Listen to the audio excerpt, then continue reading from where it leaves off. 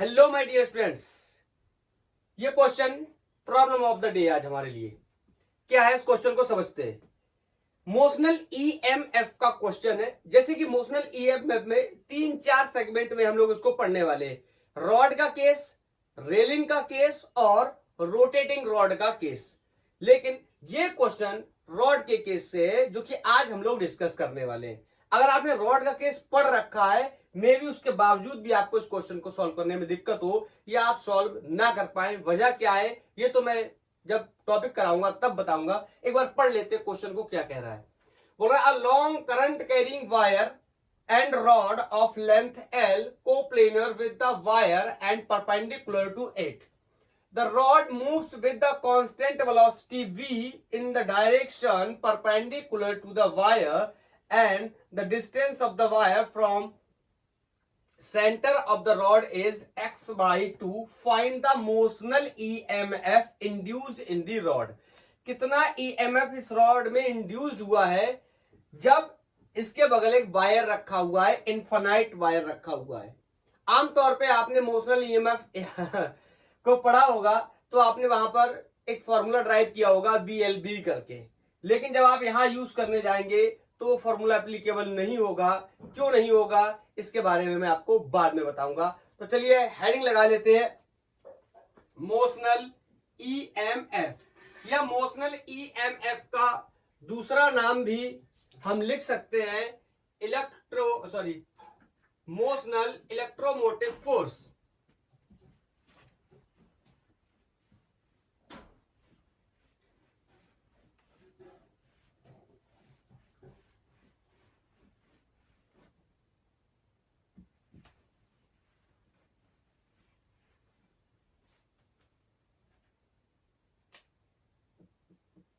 Motional EMF या इसी का दूसरा नाम मोशनल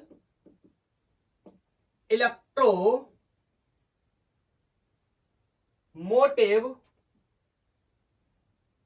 फोर्स क्या होता है समझते हैं इसके बारे में। जिन बातों को मैं बता रहा हूं उनको ध्यान से सुनना।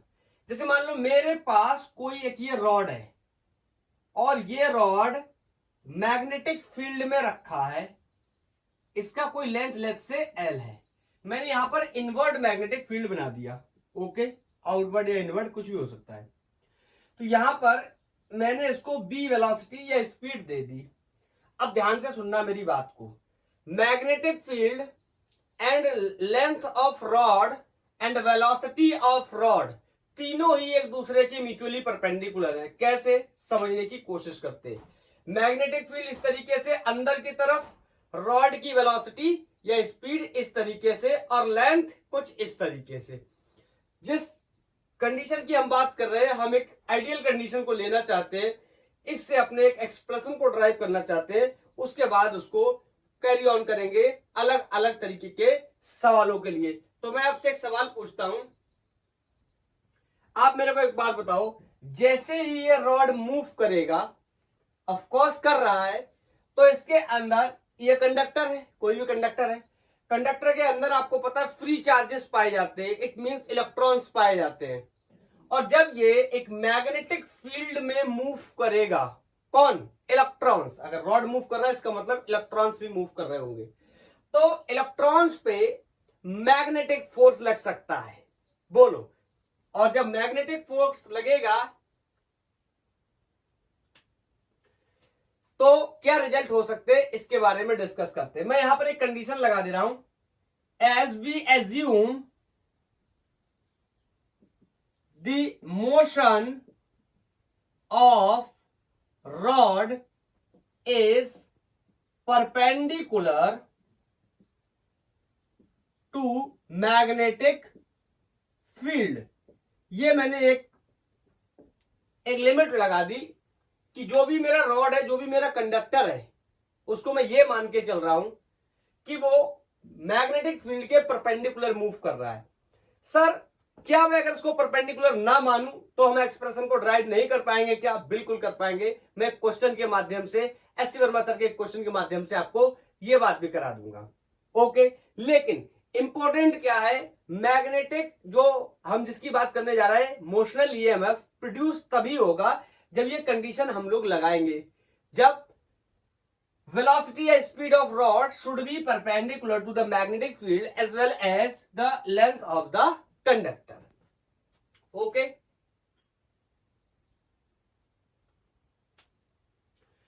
मैंने लिखा क्या, as we assume the motion of rod is perpendicular to the magnetic field with constant velocity v, ये कोई कांस्टेंट वेलोसिटी मैंने मान लिया v से चल रहा है, और आपको पता है यहां पर मैं ये भी लिख सकता हूं, अंडर द इंफ्लुएंस ऑफ, बोलो, एक्सटर्नल फोर्स। बताओ क्लियर है, ये एक्सटर्नल एजेंट। अब ध्यान से सुनना, ये कहानी तो मैंने आपको इतनी बता दी, रॉड को मैंने रखा, कंडक्टर को मैंने रखा, मूव कराया, किसी एक्सटर्नल एजेंट ने एक्सटर्नल फोर्स से मूव कराया। अब मूव कराने के बाद क्या होगा, जैसे ही रॉड मूव करना शुरू करेगा, इसके अंदर जो फ्री इलेक्ट्रॉन्स पाए जाएंगे, इलेक्ट्रॉन कंडक्टर की प्रॉपर्टी की वजह से, वो इलेक्ट्रॉन्स इस मैग्नेटिक फील्ड की वजह से फोर्स एक्सपीरियंस करने लगेंगे। और कितना फोर्स होता है किसी चार्ज पार्टिकल के ऊपर जब वो मैग्नेटिक फील्ड में मोशन करता है, हम बिल्कुल सब कुछ पढ़ चुके हैं और हमें पता है। हम लिख सकते हैं Q B vector cross B vector, means velocity vector cross magnetic field vector, और Q B V sine theta. Is that clear? बोलो।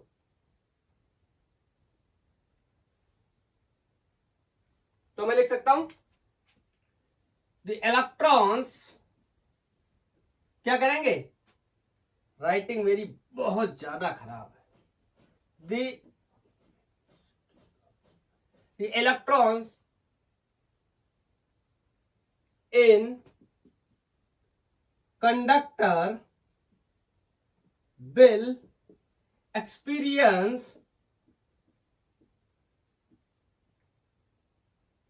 Magnetic force. अभी अभी मैंने आपको बताया। और मैग्नेटिक फोर्स की वैल्यू कितनी होती है, मैग्नेटिक फोर्स का अगर मैं वेक्टर फॉर्म में लिखना चाहूं तो बोलो, जनरली मैं क्या लिखता हूं, Q velocity vector cross magnetic field vector, यही तो होता है ना। हाँ, अगर मैं, अब आपको पता है मैं यहां पर जब चार्ज रखने जाऊंगा तो आपको पता है ऑफकोर्स इलेक्ट्रॉन का चार्ज कैसा होता है, नेगेटिव। तो मैं इसका मैग्नीट्यूड ले रहा हूं क्योंकि मेरे को नेगेटिव नहीं चाहिए। तो मैं बोल सकता हूं इलेक्ट्रॉन के चार्ज को मैंने यहां ई रख लिया and this is going to be B vector, sorry अब वेक्टर नहीं लिखूंगा, हाँ लिख लेता हूं B vector cross B vector, इसका मैग्नीट्यूड निकालूंगा, इतना मैग्नेटिक फोर्स मेरे को मिल जाएगा। अब अगर आप मेरे से यहां पर यह सवाल करना चाहते हैं कि सर ये फॉर्मूला आपने कैसे लिख दिया, तो इसके लिए हम पूरी पढ़ाई कर चुके हैं और आपको YouTube पे टाइप करना होगा magnetic force on a charge particle by the gangwar physics, आपको वहां बेहतरीन लेक्चर मिल जाएगा। साथ ही साथ आपको ट्रेजेक्टरी भी पता चल जाएगी कि चार्ज पार्टिकल की क्या ट्रेजेक्टरी होती है, कब सर्कल बनता है, कब हेलिकल पाथ को फॉलो करता है। आप जाकर के चेकआउट कर सकते हैं, अगर आपको पता है तो आगे हम लोग अब यहां से कैरी करते हैं, या आप याद भी कर सकते हैं अगर आप बचना चाहते हैं देखने से।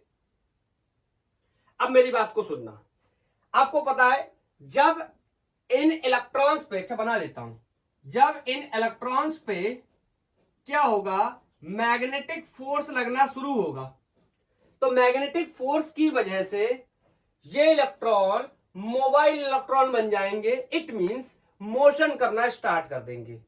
बोलो, तो इनके मोशन के बारे में देख लेते हैं। चार्ज पार्टिकल पे फोर्स कैसे लगता है उसकी डायरेक्शन निकालने का तरीका भी है। मैग्नीट्यूड कितना है, ये डायरेक्शन कैसे निकालते थे याद करो, put your thumb in the direction of motion of positive charge, या फिर अभी कंडक्टर की वेलोसिटी के डायरेक्शन में, and fingers towards the magnetic field. और नेचुरल थप्पड़ की कहानी याद है ना, तो इसको मैं ऐसे रखूंगा, फिंगर्स टुवर्ड द फील्ड, तो ऊपर की तरफ आया, बोलो ऊपर की तरफ आया। लेकिन मैंने शुरुआत में क्या बोला, put your thumb in the direction of current या फिर motion of positive charge, but electron is not the positive charge at all, electron is the negative charge particle. तो जो भी फोर्स की डायरेक्शन आएगी उसको पलट दूंगा। अभी मान के चल रहा हूं कि इधर रख लेता हूं अंगूठे को, फोर्स बोलो वेलोसिटी इस तरीके से, फील्ड की तरफ फिंगर्स, और फोर्स की डायरेक्शन ऊपर की तरफ होती। अगर ये कैसे होते, पॉजिटिव चार्ज पार्टिकल होते, लेकिन ये कैसे है, नेगेटिव चार्ज पार्टिकल है, तो फोर्स की डायरेक्शन कहां हो जाएगी, नीचे की तरफ। तो मैं अगर आपसे नोट करते रहना, अगर मैं हटा रहा हूं इसको, अगर मैं आपसे बोलूं कि इलेक्ट्रॉन्स नीचे की तरफ मूव करना शुरू कर देंगे इस फोर्स की वजह से, तो किसी को अब कोई तकलीफ नहीं होनी चाहिए। Is that clear? बोलो, तो लिख दूं क्या मैं, अंडर द इन्फ्लुएंस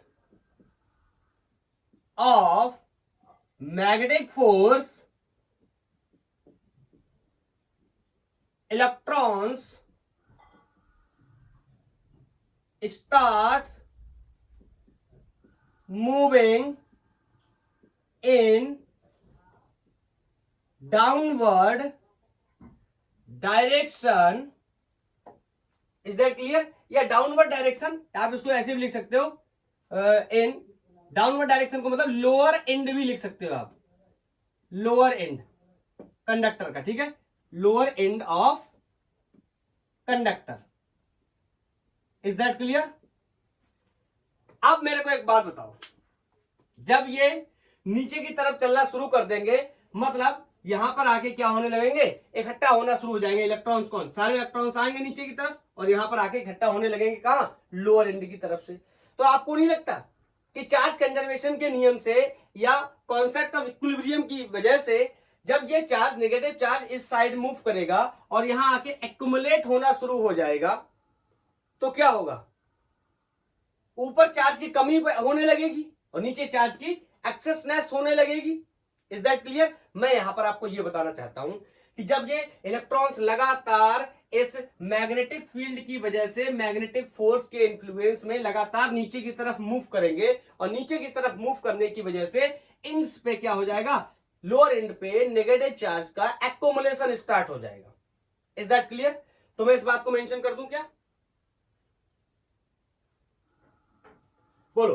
तो मैं यहां पर नेक्स्ट लाइन लिख दे रहा हूं, चार्ज एक्युमुलेशन स्टार्ट्स। बोलो, चार्ज का एक्युमुलेशन स्टार्ट हो गया। और अब मैं इसका एक रिफाइंड दूसरा पिक्चर बना देता हूं।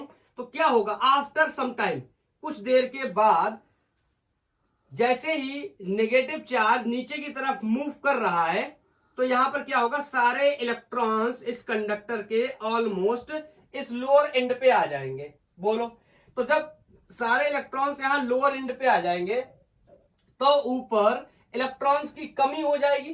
तो इलेक्ट्रॉन्स की कमी की वजह से यहां पर पॉजिटिव चार्ज क्रिएट हो जाएगा। ये तो बहुत बेसिक कहानी है, इलेक्ट्रोस्टैटिक्स से हम लोग पढ़ते चले आ रहे हैं। बोलो, अगर इलेक्ट्रॉन कहीं से एक जगह से दूसरी जगह फ्लो कर जाते हैं तो उस जगह पे क्या होता है, चार्ज को बैलेंस करने के लिए पॉजिटिव चार्ज को छोड़ जाते हैं, या जितना पॉजिटिव चार्ज लेकर के चले जाते, सॉरी जितना नेगेटिव चार्ज लेकर के चले जाते उतना पॉजिटिव चार्ज क्या हो जाता है, क्रिएट हो जाता है। अब अगर आप इस कॉन्सेप्ट को, इस रॉड को ध्यान से देखने की कोशिश करेंगे तो आपको पता चलेगा कि यहां पर दोनों ही इंड्स पे चार्ज का एक्युमुलेशन हो गया। चार्ज के एक्युमुलेशन की वजह से क्या हो गया, ये वाला एंड पॉजिटिवली चार्ज हो गया और ये वाला एंड नेगेटिवली चार्ज हो गया। कुछ आपको बैटरी जैसी कहानी नहीं समझ में आ रही? अरे बैटरी जैसी कहानी समझ में आएगी तभी तो ईएमएफ प्रोड्यूस होगा। बोलो, is that clear?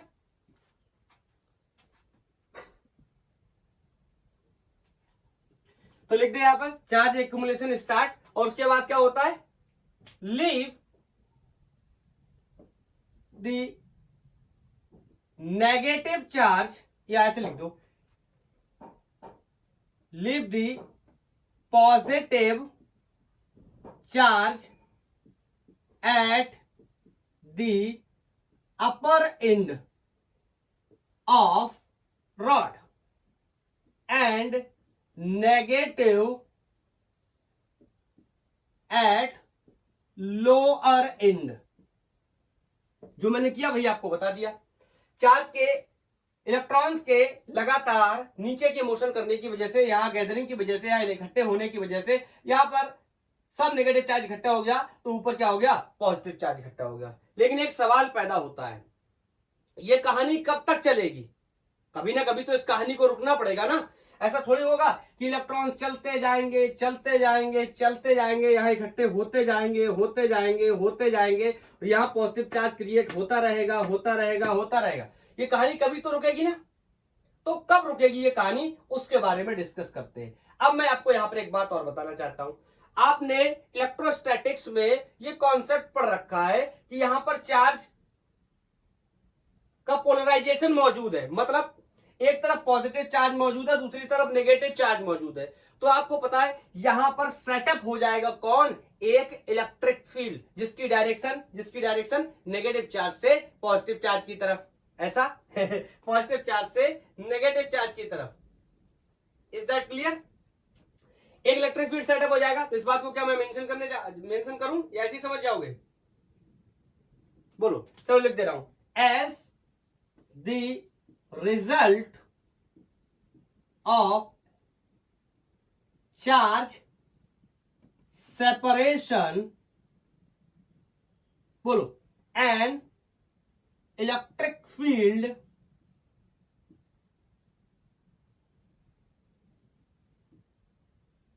set up in conductor। Clear? बोलो, इलेक्ट्रिक फील्ड सेटअप हो जाता है एक कंडक्टर के अंदर।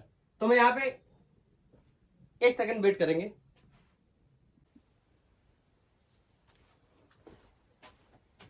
लाइट की वजह से डिस्टरबेंस हो गया, इसके लिए बहुत बहुत सॉरी। दोबारा से कैरी करते हैं। मैंने बोला जब चार्जेस दो एंड्स पे इकट्ठे होने लगते हैं, उसके बाद क्या होता है, इलेक्ट्रिक फील्ड का सेटअप हो जाता है। मैं यहां डायरेक्शन कर देता हूं इलेक्ट्रिक फील्ड का। अब आप मेरे को एक बात बताओ, अब इलेक्ट्रिक फील्ड सेटअप हो गया और कोई चार्ज पार्टिकल जो इलेक्ट्रिक फील्ड में रखा है या चल रहा है, तो वो क्या करेगा, एक फोर्स एक्सपीरियंस करेगा इलेक्ट्रिक फील्ड की वजह से, जिसे हम इलेक्ट्रोस्टैटिक फोर्स के नाम से जानते हैं, जिसकी value F equal to QE के बराबर होती है। अगला क्वेश्चन, ये चार्ज सेपरेशन तो अभी भी चल ही रहा है। मैंने पहले बना दिया, इकट्ठा हो गया वो अलग बात है, लेकिन अभी भी क्या कर रहा है, चल रहा है। तो चार्ज का एक्युमुलेशन कब तक चलेगा, ये हमारे पास एक सवाल हो सकता है। तो हम कहेंगे कि चार्ज का एक्युमुलेशन तब तक चलेगा जब तक मैग्नेटिक फोर्स और ये इलेक्ट्रिक फील्ड जो सेटअप हुआ है, इसका एक दूसरे को फोर्सेस क्या कर लेते हैं, बैलेंस कर लेते हैं। मींस इलेक्ट्रिक फोर्स किसको बैलेंस कर लेता है, मैग्नेटिक फोर्स को। तो इस पॉइंट को भी मैं मेंशन कर दूं, क्या मैं लिख दूं, the charge accumulation until electric force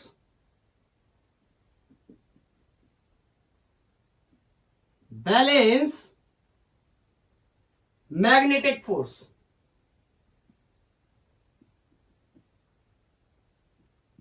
is that clear? अब इलेक्ट्रिक फोर्स जब मैग्नेटिक फोर्स को बैलेंस कर लेगा, उस कंडीशन में क्या होगा, फर्दर चार्ज का एक्युमुलेशन नहीं होगा, चार्जेस इकट्ठे हो जाएंगे। अब ध्यान से सुनना, ऐसा हमने पढ़ाई करी है, आपने कैपेसिटर में भी पढ़ा होगा। अब एक एंड नेगेटिव चार्ज हो गया, एक एंड पॉजिटिव चार्ज हो गया, इलेक्ट्रिक फील्ड सेटअप हो गया। इसका मतलब यहां पर इलेक्ट्रिक पोटेंशियल, या इसी को मैं यहां पर इंड्यूस्ड ईएमएफ का नाम दूंगा, एक ईएमएफ क्या हो जाएगा, सेटअप हो जाएगा। और वही ईएमएफ को हम क्या बोलेंगे, मोशनल ईएमएफ। चलो इस बात को भी आगे ड्राइव करके क्लियर कर लेते हैं। नोट कर लिया ये एक्सप्लेनेशन? बताओ इलेक्ट्रिक फील्ड इलेक्ट्रिक फोर्स कितना लगेगा, मैग्नीट्यूड ले लूं तो मैं बोल सकता हूं कितना, ई। यहां पे मेंशन कर दे रहा हूं F equal to QE। Charge रखूंगा इलेक्ट्रॉन का, नेगेटिव आएगा, इस वजह से मैंने लिख लिया क्या, मैग्नीट्यूड ले लिया मॉडुलस लगाने के बाद। अब क्या होगा, यहां पर वही सिचुएशन, ये जो मैंने लिखा है इसको मैं यहां पर मेंशन कर देता हूं। मैग्नेटिक फोर्स को बैलेंस कर लेगा कौन, इलेक्ट्रिक फोर्स। मैग्नेटिक फोर्स को आप पीछे जाकर के देखेंगे तो मैंने मेंशन किया है B vector cross B vector. अगर इनके मैग्नीट्यूड्स को मैं ले लूंगा तो बी वी लिख सकता हूं। यहां से इलेक्ट्रोस्टैटिक फोर्स की वैल्यू ई के बराबर हो जाएगी, यहां कैंसिलेशन ऑफ चार्ज हो जाएगा। और इलेक्ट्रिक फील्ड का अगर सिर्फ मैग्नीट्यूड लिखना चाहूं तो बी के बराबर। ये वाला बी क्या है, स्पीड या वेलोसिटी ऑफ दिस रॉड या conductor, and B is the magnetic field exist, जो मैग्नेटिक फील्ड हमने लगाया हुआ है। चलो अब इतनी बात मेरे को पता चल गई, मैं आपको याद दिलाता हूं कैपेसिटर के कॉन्सेप्ट से। कैपेसिटर के कॉन्सेप्ट से क्या याद दिलाने की कोशिश कर रहा हूं, मेरी बात को समझने की कोशिश करना। ये कैपेसिटर की दो प्लेट्स थी, ये किसी बैटरी से कनेक्टेड थे, ये पॉजिटिव टर्मिनल ये नेगेटिव टर्मिनल। तो अपन बोल देते थे यहां पर पॉजिटिव चार्ज डेंसिटी इकट्ठी हो जाएगी, यहां पर नेगेटिव चार्ज डेंसिटी। तो इसके बीच में क्या होता था, इलेक्ट्रिक फील्ड का सेटअप हो जाता था।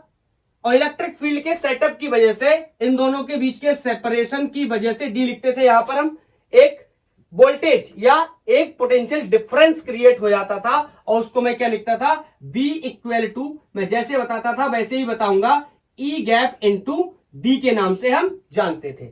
अब चूंकि यहां पर क्या है, कोई रॉड है या कोई कंडक्टर है, तो यहां पर डी का मतलब क्या हो गया, सेपरेशन बिटवीन टू एंड्स। और इसके लिए मैं यहां क्या बोल दूंगा, एल, और ई को मैंने यहां ई बोल दिया, और ये हो गया बी। Is that clear. और बी को ही यहां पर आगे चलकर मैं बोल दूंगा इंड्यूस्ड ईएमएफ। ईएमएफ क्या हुआ है, पैदा हुआ है। Is that clear. तो इसकी वैल्यू यहां पर रख दूं उठाकर,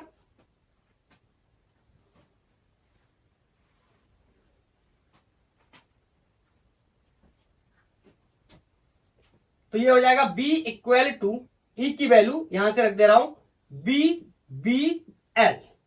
is that clear.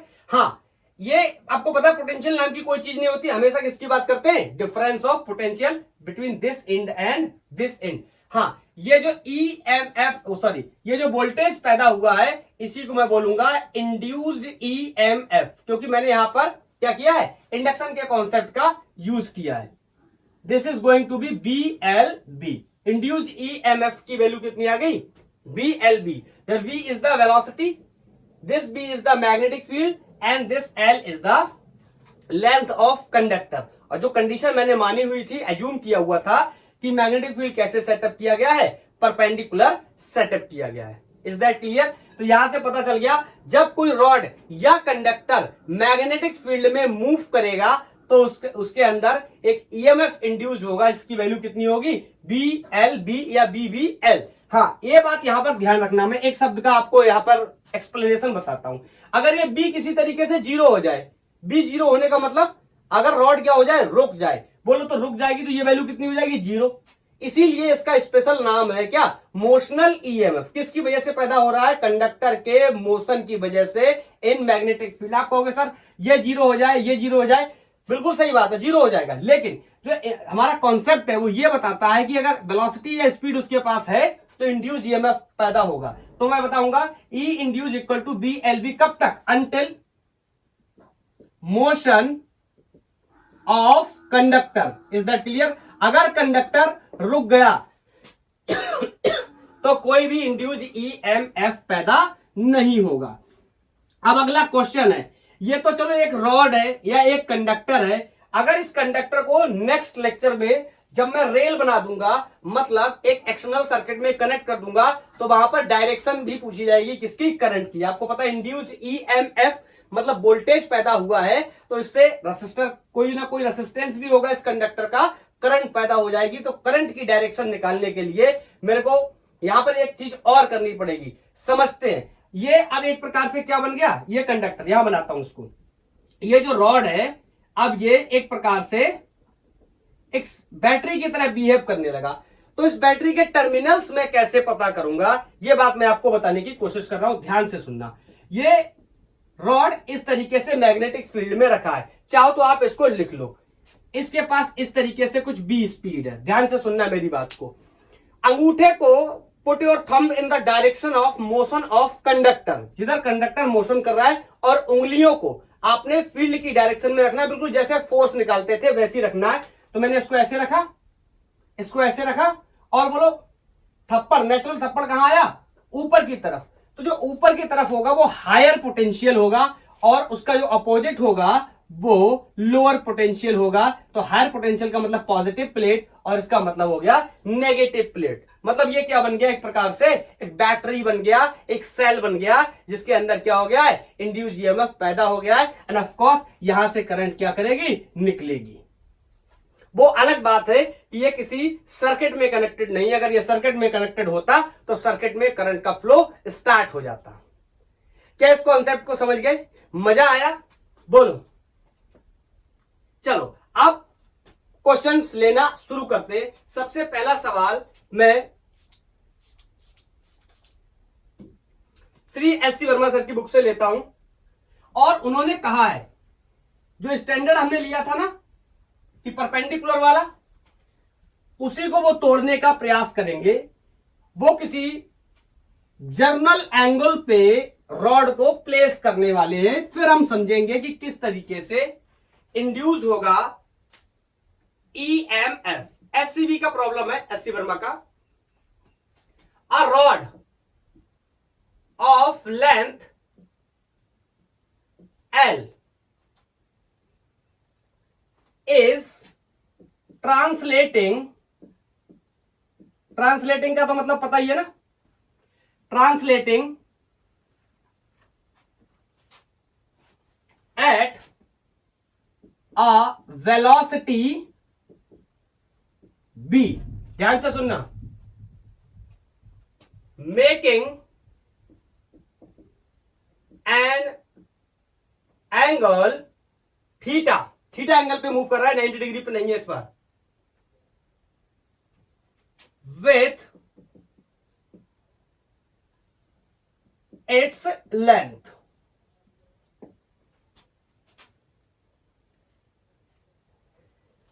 A uniform, इस वर्ड को मार्क करेंगे, uniform magnetic field exist in the direction perpendicular to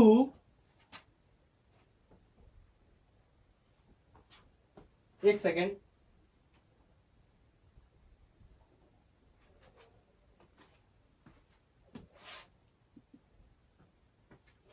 perpendicular to plane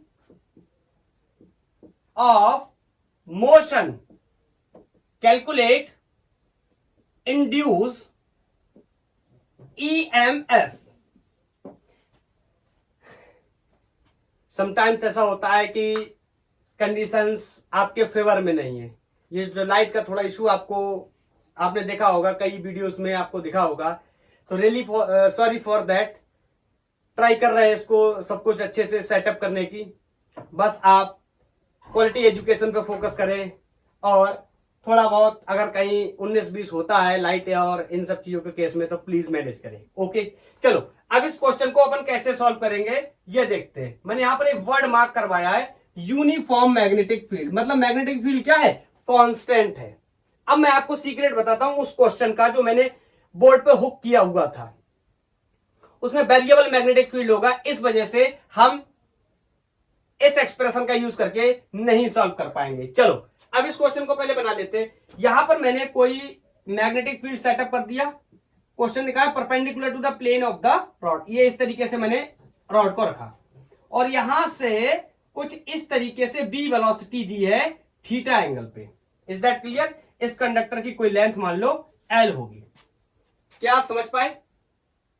अब मेरा क्वेश्चन है कि मेरे को तो इंड्यूस ईएमएफ निकालना है, और इंड्यूस्ड ईएमएफ जब मैं निकालता था तो मैंने कंडीशन लगा रखी थी कि मैग्नेटिक फील्ड वेलोसिटी वेक्टर के या मैग्नेटिक फील्ड स्पीड के परपेंडिकुलर होना चाहिए। तो यहां पर तो ये 2D में है इसकी वेलोसिटी, तो आपको पता ही है क्या करने वाले, अपन कंपोनेंट बनाएंगे।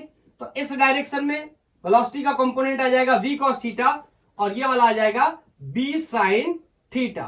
क्या आप मेरी बात को समझ पाए? ये वाला कंपोनेंट वेलोसिटी का कोई भी इंड्यूस ईएमएफ पैदा नहीं कर पाएगा क्योंकि ये लेंथ के पैरेलल है। मैग्नेटिक फील्ड के तो दोनों ही परपेंडिकुलर है, ये वाला भी और ये वाला भी, क्योंकि मैग्नेटिक फील्ड तो इस तरीके से है अंदर की तरफ, तो चाहे इस तरीके से रखा हो, मतलब ये कंपोनेंट हो वेलोसिटी का या ये कंपोनेंट हो, दोनों ही परपेंडिकुलर है, लेकिन ये लेंथ के क्या है, ये वाला कंपोनेंट अलोंग है। इस वजह से ये वाला कंपोनेंट कोई भी इंड्यूस ईएमएफ को प्रोड्यूस नहीं करेगा। कौन सा करेगा? ये वाला। तो मैं कह सकता हूं क्या, अपन जो एक्सप्रेशन लगाते थे मैं ऐसे लिखता हूं बी एल बी, तो यहां पर बी क्या लेंगे अपन? Perpendicular component. तो आप ऐसे भी बोल सकते हैं या फिर मैं ऐसे लिख सकता हूं इसको B L B sine theta. क्या आप मेरी बात को समझ पाए? अब ये थीटा अलग अलग परिस्थितियों में अलग अलग होगा आपके क्वेश्चंस के हिसाब से। यहां पर मैंने कोई एक जनरल एंगल लिया था इस कॉन्सेप्ट को क्लियर करने के लिए कि जो मान करके पढ़ाई मैंने शुरू करी थी, क्या आपको उस कॉन्सेप्ट पे अभी भी फोकस है? उससे डिस्ट्रैक्ट तो नहीं हुए? अगर ये कोई जनरल एंगल थीटा के साथ ये वेलोसिटी होती है तो इसके क्या करेंगे अपन? कंपोनेंट बनाएंगे। और कौन सा कंपोनेंट ईएमएफ को प्रोड्यूस करेगा? जो लेंथ और मैग्नेटिक फील्ड के क्या होगा? परपेंडिकुलर होगा। तो answer is B L B या फिर B L perpendicular component of the velocity. Is that clear? बोलो, अगर मेरे को यहां करंट की डायरेक्शन पता करनी हो तो क्या करेंगे? मतलब इसको एक वर्चुअल बैटरी बनाना हो तो क्या करेंगे? अंगूठे को in the direction of motion. अब आप कहोगे 2D में, लेकिन मेरे को कौन सा चाहिए? जो इंड्यूस ईएमएफ को पैदा कर रहा हो। कौन सा वाला करेगा? ये वाला बी साइन थीटा। तो ऊपर की तरफ रखेंगे उंगलियों को फील्ड की डायरेक्शन में। इनवर्ड फील्ड है ये कुछ इस तरह, नेचुरल थप्पड़ कुछ इस तरह। तो जो नेचुरल थप्पड़ में लगाता था तो ये जो हथेली की डायरेक्शन होती थी ये क्या देती थी? Higher potential. इसका मतलब बैटरी का पॉजिटिव टर्मिनल और इसके अपोजिट वाला ये नेगेटिव टर्मिनल। तो ये हो गई हमारी एक virtual battery. Is that clear? ये कंडक्टर अब इस वर्चुअल बैटरी की तरह काम करने वाला है। समझ गए? अब इसको अगर एक्सटर्नल सर्किट में कनेक्ट कर देंगे तो यहां से करंट की डायरेक्शन भी निकाल सकते हैं। बोलो, ऑफ कोर्स यहां से करंट ऐसे निकलेगी। क्लियर है? ये बैटरी वाला कॉन्सेप्ट काफी इंपॉर्टेंट है। चलो क्वेश्चन नंबर 2, नेक्स्ट क्वेश्चन। ये भी एससीबी से ही लिया है मैंने। पहला क्वेश्चन क्लियर है ना? अब आप क्या करो, पॉज करो और पॉज करने के बाद खुद से ट्राई करो एक क्वेश्चन को। मैं क्वेश्चन को मेंशन कर दे रहा हूं। इस क्वेश्चन को मैं मिक्स कर रहा हूं अर्थ मैग्नेटिज्म के साथ में। अर्थ मैग्नेटिज्म हम लोग पढ़ चुके हैं। The horizontal component of Earth's magnetic field at the place is 3 into 10 to the power minus 4 Tesla. समझ गए? कहीं पर अर्थ के कंपोनेंट के साथ काम कर रहे हैं, मैग्नेटिक फील्ड हमें दिया हुआ है। और एक और चीज, the angle of dip is 53 degree. याद आया एंगल ऑफ डिप क्या होता है? मैं एक बार यहां पर रिमाइंडर करा देता हूं। जिन लोगों को एंगल ऑफ डिप और ये अर्थ का कंपोनेंट वगैरह नहीं समझ में आ रहा है या आता है तो बहुत बेहतर, अगर नहीं आता है तो आप यूट्यूब पे टाइप कर सकते हैं अर्थ मैग्नेटिज्म बाय गैंगवर फिजिक्स। आपका कॉन्सेप्ट वहां पर एकदम से क्लियर हो जाएगा। क्या होता है एंगल ऑफ डिक्लिनेशन, क्या होता है एंगल ऑफ डिप, क्या होता है horizontal component of earth magnet या फिर perpendicular component of earth magnetism. ठीक है, वहां से आप पढ़ सकते हैं। अब अपन क्या करेंगे? रॉड लगाएंगे। A metal rod of length L। इसको सेटअप करेंगे किसी डायरेक्शन में, तो मैं इसको सेटअप कर दे रहा हूं इन नॉर्थ साउथ डायरेक्शन। रॉड को मैंने नॉर्थ साउथ में रख दिया है और अब इस रॉड को अपन मूव भी कराएंगे, तभी तो बनेगा induce EMF.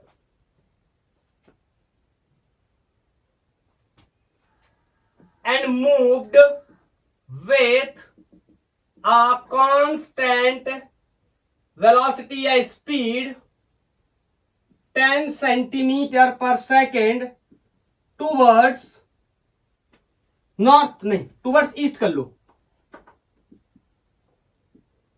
Towards east, calculate EMF induced. ठीक है, EMF इंड्यूस कितना होगा?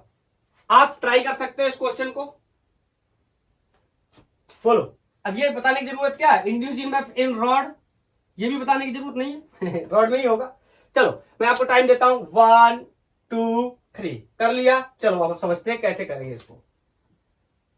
पहले तो अर्थ का सिस्टम बना लेते हैं। अगर आपको नहीं पता है तो मैंने बता रखा है आपने क्या करना है। ये अर्थ का वर्टिकल कंपोनेंट होता है, ये हॉरिजॉन्टल कंपोनेंट होता है, ये टोटल अर्थ मैग्नेटिक फील्ड होती है, और ये एंगल ऑफ डिप कहलाता है। ओके, अब मेरे को यहां पर सेटअप करना है रॉड का। रॉड को रखा गया है नॉर्थ साउथ डायरेक्शन में, मतलब यहां पर बनाता हूं इस तरीके से इस रॉड को रखा गया है, और ये ईस्ट की तरफ मूव कर रहा है, मींस कुछ इस तरीके से मूव कर रहा है 10 सेंटीमीटर पर सेकेंड से, उसको बाद में कन्वर्ट कर लेंगे मीटर पर सेकेंड में। अब मेरे से क्वेश्चन कह रहा है कि इसमें कितना इंड्यूस ईएमएफ पैदा होगा। तो सबसे बड़ा सवाल कि इंड्यूस्ड ईएमएफ का मैं जब एक्सप्रेशन लगाने जाऊंगा, this is going to be BLB। अब यहां पर कंडीशन क्या होती थी कि मैग्नेटिक फील्ड और वेलोसिटी परपेंडिकुलर होने चाहिए, ये लेंथ के साथ में भी, तो ही इंड्यूस ईएमएफ पैदा होगा। क्या इस बात को मैं समझने की कोशिश करता हूं। देखो ये हॉरिजॉन्टल कंपोनेंट लगा हुआ है इस तरीके से, तो आप चाहो तो यहां पर इसकी वैल्यू 3 × 10⁻⁴ टेस्ला मेंशन कर सकते हो। ध्यान से सुनना, रॉड ईस्ट की तरफ मूव कर रहा है और ये मैग्नेटिक फील्ड कुछ इस तरीके से लगा हुआ है। क्या इस मैग्नेटिक फील्ड से इंड्यूस ईएमएफ पैदा होगा? बिल्कुल भी नहीं होगा। सारे लोगों को यह बात पता है। मेरे को कैसा मैग्नेटिक फील्ड चाहिए होगा जो इस स्पीड या वेलोसिटी के क्या हो, परपेंडिकुलर हो। लेकिन ये तो क्या है, एंटी पैरेलल आप कह सकते हैं। साइन 180 और साइन 0 की वैल्यू एक ही होती है, 0 के बराबर। बोलो, तो ये वाला तो नहीं पैदा करेगा। इसका मतलब मुझे ये पहले वर्टिकल कंपोनेंट की वैल्यू चाहिए होगी, उसके बाद ही मैं इसको सॉल्व कर पाऊंगा। तो ये वर्टिकल कंपोनेंट कैसे सॉल्व होगा, ये अर्थ मैग्नेटिज्म के कॉन्सेप्ट से हम सॉल्व कर सकते हैं। यहां पर लगा सकते हैं एंगल। बोलो tan 53 क्या होता है, वर्टिकल अपॉन हॉरिजॉन्टल। वर्टिकल की वैल्यू यहां से पता कर लेंगे, हॉरिजॉन्टल की वैल्यू मुझे पता है, और tan 53 डिग्री की वैल्यू अगर आपको नहीं पता है तो ये ट्रायंगल मैं आपको बहुत बार बता चुका हूं, और मैं कैसे याद रखता हूं इस बात के बारे में भी मैंने आपको बताया हुआ है।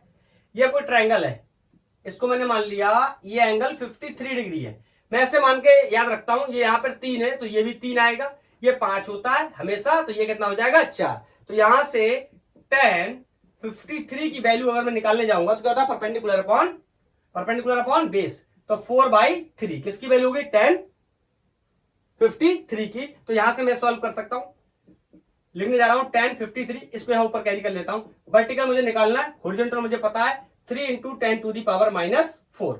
यहां से वर्टिकल कंपोनेंट आ जाएगा, ये वर्टिकल कंपोनेंट है, इसको वेलोसिटी में समझ लेना। This is going to be 3 × 10⁴ multiply by 10 की वैल्यू कितनी हो जाएगी, 4/3। तो ये 3 से 3 एलिमिनेट हो गया, तो वर्टिकल कंपोनेंट कितना आ गया, 4 × 10⁻⁴ टेस्ला। अब मेरा काम हो जाएगा, मैं ऐसे BH कर दे रहा हूं ताकि आपको कंफ्यूजन ना हो। वर्टिकल कंपोनेंट पता चल गया, तो यहां पर वर्टिकल कंपोनेंट की वैल्यू रख दूंगा। E induced is going to be 4 × 10⁻⁴ tesla is the value of perpendicular component of the earth magnetism. यही बनाएगा, हॉरिजॉन्टल नहीं बनाएगा, हमें यह बात पता है। And length of the conductor, क्या इस कंडक्टर की लेंथ शायद मैंने क्वेश्चन में मेंशन नहीं करी है, तो इस कंडक्टर की लेंथ को मैथमेटिकली 25 सेंटीमीटर लिख लो। इसको जो मैंने L लिखा था ना, वहां पे L की वैल्यू 25 सेंटीमीटर कर लेना मैथमेटिकल आंसर निकालने के लिए। ये 25 सेंटीमीटर कर लो, तो ये हो गया 25 × 10⁻⁻², मैंने मीटर्स में कन्वर्ट कर लिया। उसके साथ में V, ये कितना दे रखा है 10, यहां लिख दे रहा हूं शायद विजिबल ना हो, तो ये 10, इसको मैं सेंटीमीटर को मीटर में कन्वर्ट करूंगा तो फिर से 10⁻⁻²। अब इन सबको सॉल्व करना मेरे लिए बहुत ही आसान है, तो मैं इसको लिख सकता हूं induced EMF equal to 10 microvolt आएगा। चेक भी कर सकते हैं। देखो 25 चौके 100 होते हैं और ये 10 टू द पावर -4 -2 ये कितना हो गया 8, उससे चले जाएंगे कितने 10 टू द पावर -2 कम हो जाएंगे तो 10 टू द पावर -6 बचेंगे। माइक्रो का मतलब 10 टू द पावर -6। क्या आप इस सवाल को समझ गए? क्या कोई डाउट है? बिल्कुल नहीं होना चाहिए। अब जो क्वेश्चन हमने लिया था, जो हुक बनाया था जिस क्वेश्चन का, मैं उस क्वेश्चन के माध्यम से बात करना चाहता हूं और इस लेक्चर को एंड कर दूंगा। क्या आप समझ पाए? दोबारा से मैं आपको यहां पर एक बात बताता हूं मैग्नेटिक फील्ड के रिगार्डिंग। ये वैल्यू 3 × 10 टू द पावर -4 थी। वर्टिकल कंपोनेंट को मैंने निकाला 4 × 10 टू द पावर -4 आया।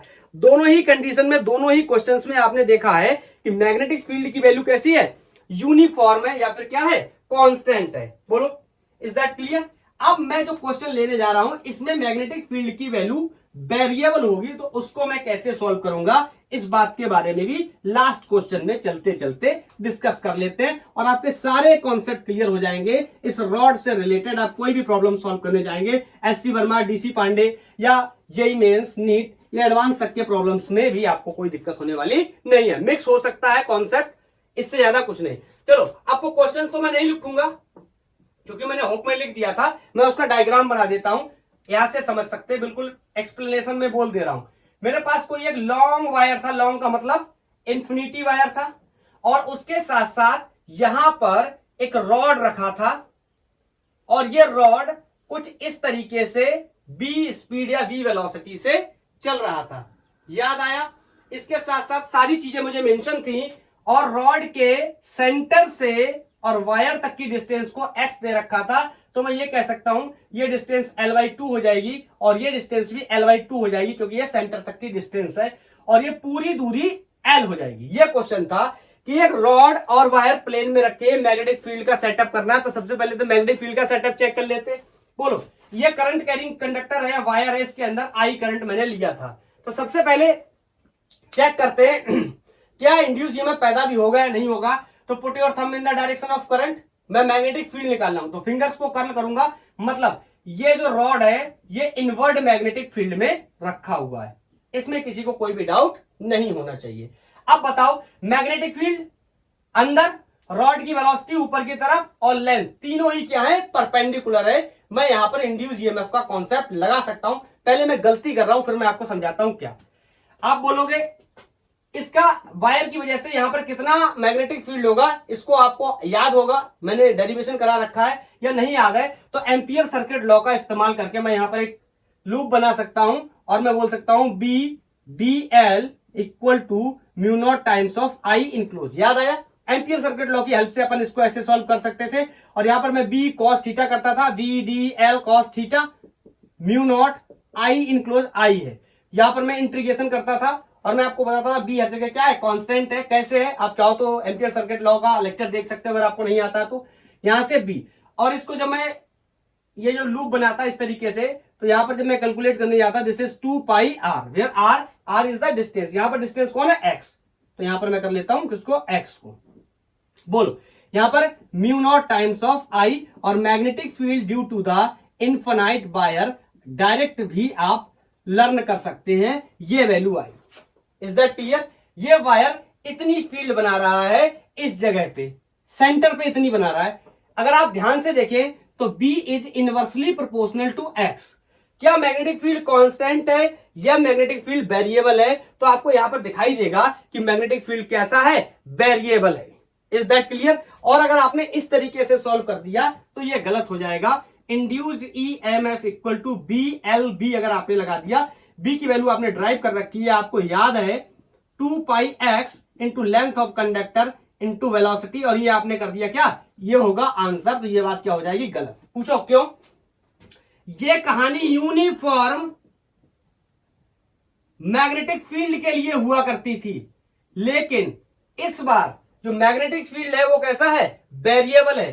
कैसे डिस्टेंस पे डिपेंड कर रहा है, इनवर्सली प्रोपोर्शनल। ध्यान से सुनना, ये वाला एंड एक अलग पोटेंशियल पे होगा, ये वाला एंड एक अलग पोटेंशियल पे होगा, क्योंकि डिस्टेंस लगातार क्या हो रही है, चेंज हो रही है। इनफैक्ट सारे ही पॉइंट अलग अलग जगहों पे अलग अलग पोटेंशियल पे होंगे। तो मैं क्या कर सकता हूं, मैं कर सकता हूं कि इसका एक कोई डिफरेंशियल पार्ट बना लूं और उसका क्या लगा लूं, उसकी वजह से इंड्यूस ईएमएफ निकाल के और पूरे को क्या कर दे, इंटीग्रेशन। जो लोग मेडिकल के स्टूडेंट है, मैं इसको साफ कर रहा हूं, मैं उनको बताना चाहता हूं जब भी अच्छा क्वेश्चन होगा वो स्टैंडर्ड पे डिपेंड नहीं करेगा, उसके लिए आपको काफी हद तक प्रीवियस चीजों की बेसिक्स की नॉलेज होनी चाहिए। ये बात जेई के लोग अच्छी तरीके से जानते हैं, इसीलिए मैंने स्पेशली मेडिकल वालों के लिए बोला। तो चलो यहां से मैंने मान लिया कोई डिस्टेंस में x गया, यही डिस्टेंस x मान लेता हूं, यहां से मैंने एक एलिमेंट काटा, लेफ्ट से इसकी वैल्यू कोई क्या है dx, तो इस छोटे से एलिमेंट की वजह से छोटा सा EMF पैदा हुआ होगा जिसकी वैल्यू b l बोलो बोलो बोलो b होती थी। अब इसमें मैं चेंज करूंगा, क्या चेंज करूंगा, इस l की जगह क्या लिखूंगा dx, क्योंकि मैंने कितना सेगमेंट ले रखा है dx। ये इस एलिमेंट की वजह से बना है इंड्यूस ईएमएफ। अगर मुझे पूरे रॉड का निकालना है तो अपन क्या कर देंगे, इसको इस तरीके से इंटीग्रेट कर देंगे। Is that clear? तो यहां से शुरू करते हैं। E induce is going to be, magnetic field की वैल्यू वायर की वजह से अभी अभी ड्राइव भी की है और आपको याद भी होना चाहिए, हम लोग बहुत आगे आ चुके हैं लेक्चर में, ठीक है। म्यू नॉट आई अपॉन 2 पाई एक्स, और ये हो गया क्या डी एक्स इंटू बी। और वही पुराना नियम, जो जो कांस्टेंट है उनको इंटीग्रेशन के बाहर निकाल लेंगे। तो यहां पर आपको दिखाई दे रहा है कौन कौन कांस्टेंट है। ऑफ कोर्स म्यू नॉट तो कांस्टेंट है, करंट जो एक बार दे दी वही करंट है, कांस्टेंट करंट है। 2 पाई तो गणित का नंबर है, वैसे भी कांस्टेंट है। और ये v स्पीड या वेलोसिटी, क्वेश्चन में भी मेंशन किया गया कि यूनिफॉर्म वेलोसिटी से चल रहा है, तो ये भी क्या हो गया कांस्टेंट। अंदर कौन बचा 1 upon x into D x. एक बार मैं x के बारे में और बता देना चाहता हूं, क्या ये x कांस्टेंट है या वेरिएबल है? ऑफ कोर्स वेरिएबल है। इस पॉइंट इस एलिमेंट के लिए x की वैल्यू अलग है, इसके लिए अलग होगी, इसके लिए अलग होगी, इसलिए ये क्या है वेरिएबल है।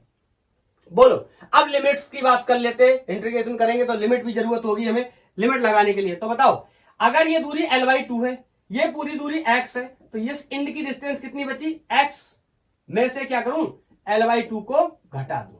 Is that clear?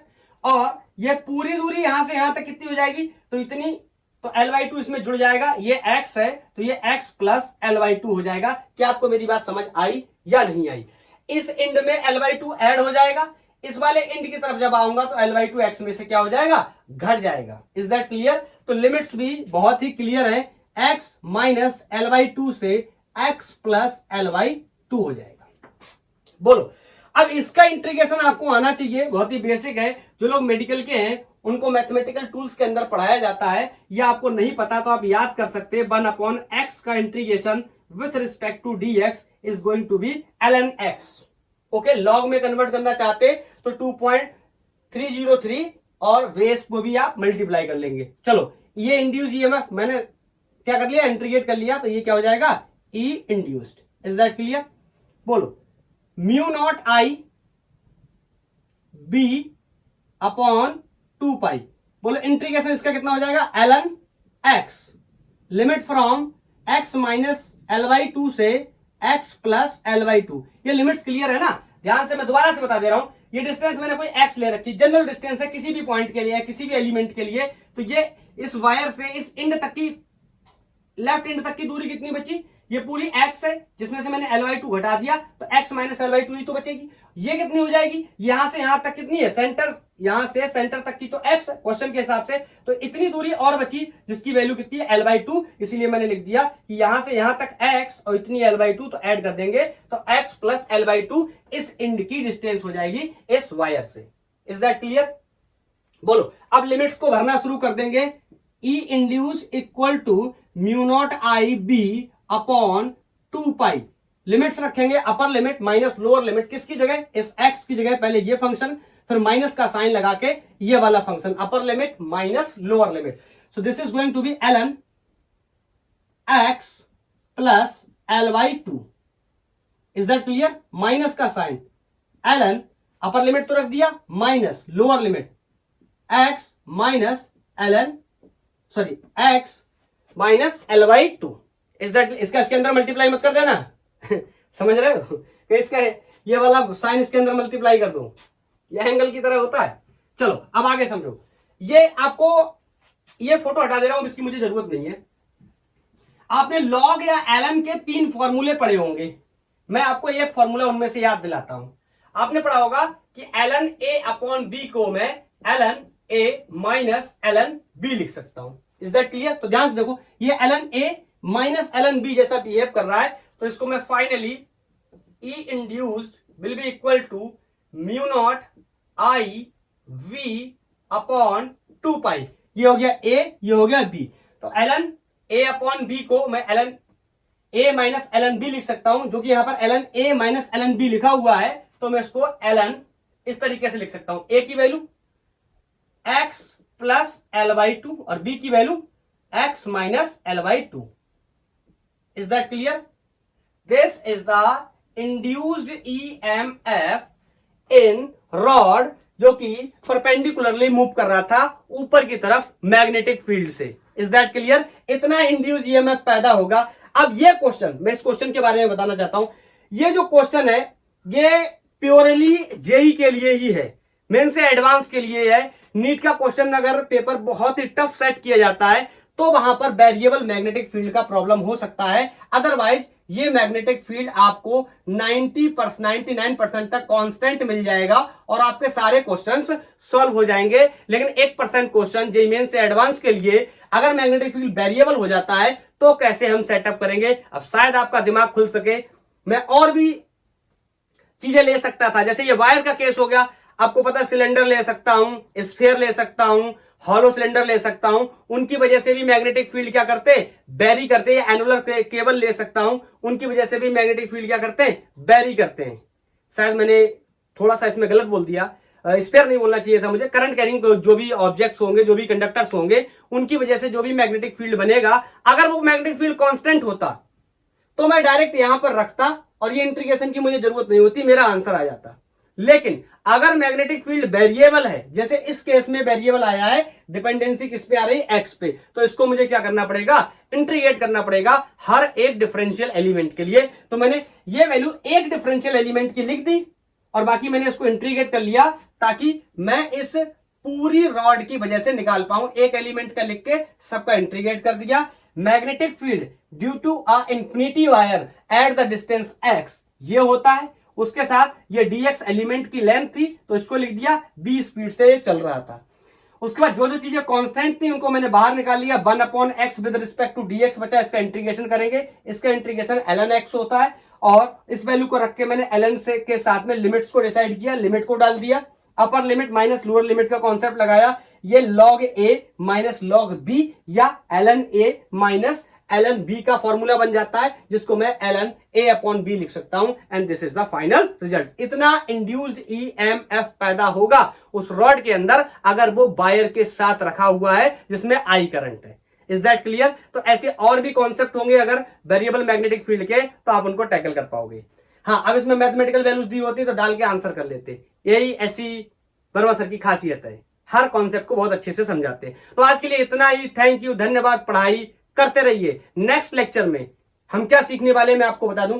आज मैंने मोशनल EMF एक रॉड की वजह से सीख लिया। नेक्स्ट टाइम अब ये जो रॉड ऐसे पड़ा है, ये जो रॉड ऐसे पड़ा है ना, अब ये ऐसे नहीं पड़ा रहेगा, इसको अपन कनेक्ट कर देंगे किसी सर्किट में, तो इसको रेल प्रॉब्लम भी बोलते हैं, रेल्स बोलते हैं। तो ये रेल करेंगे। उसके बाद एक और तरीका हो सकता है, ये तो ट्रांसलेशन मोशन हो रहा है। इसके बाद अगर इस रॉड को क्या कर दें, कहीं से पिविट कर दें, यहां से लेफ्ट से पिविट कर दिया, इसको एंगुलर वेलोसिटी ओमेगा से घुमाने लगेंगे तो कितना EMF पैदा होगा। ये रोटेशन के केस है। ये वाला केस नेक्स्ट, ये ट्रांसलेशन का है, जो आज कराया ये भी ट्रांसलेशन का है। ओके, तो मिलते हैं नेक्स्ट लेक्चर में विथ रेल्स प्रॉब्लम।